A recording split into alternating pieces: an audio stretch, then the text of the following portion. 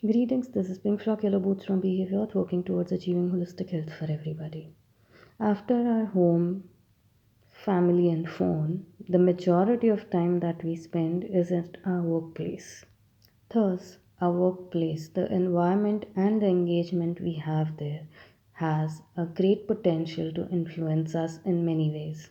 This calls in to have healthy boundaries at our workplace.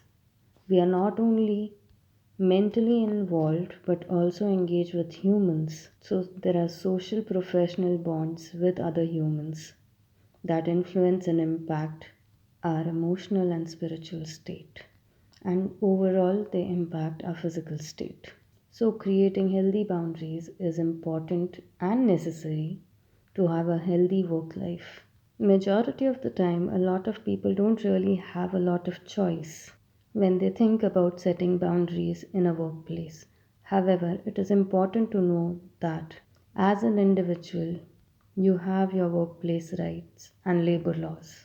Thus, to begin with, have information or the basic knowledge about labor laws and workplace right according to the Constitution of India as well as the policy that your workplace has for workforce management, employee benefits, and conflict management.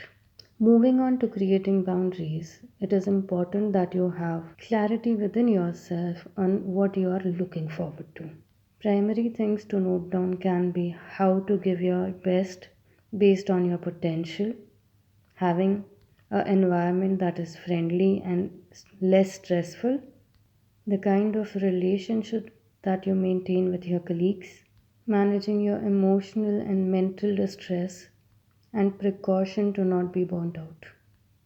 Making a note that because we are professionally entangled, people that we work with don't really become our friends. It is familiarity and acquaintance that we have regularly that might make us form a more personal bond that we later on feel uneasy about or regret. Setting boundaries about the workload will also involve knowing your roles and responsibility and what falls into your portfolio of work. This helps you realize what falls under your duties and how you are going to manage it. Next is to understand clearly the hierarchy of reporting and delegating work, to have a clarity of function, of who can assign you work and what work will be assigned to you, as well as who you can assign work to and ask work from. Prioritizing the work that falls under your portfolio will give you enough time to schedule and operate without being overloaded and burnt out later on. Being helpful and accommodating in a team is going to be pleasant when you are okay with saying no when you're not in a place to accommodate. So, learning to say no is going to be another boundary that you should add to your list.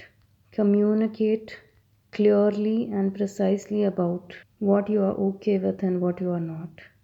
This includes the physical boundary that you have with your office colleagues. From people stepping into your personal space to physical touch to who you go and eat with and whether you go and eat with anybody or not.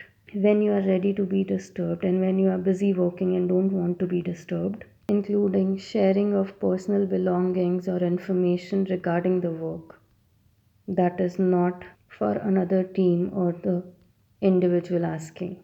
This also includes being responsible as well as respectful towards your work, yourself, and other individuals as you form professional bonds and relationship.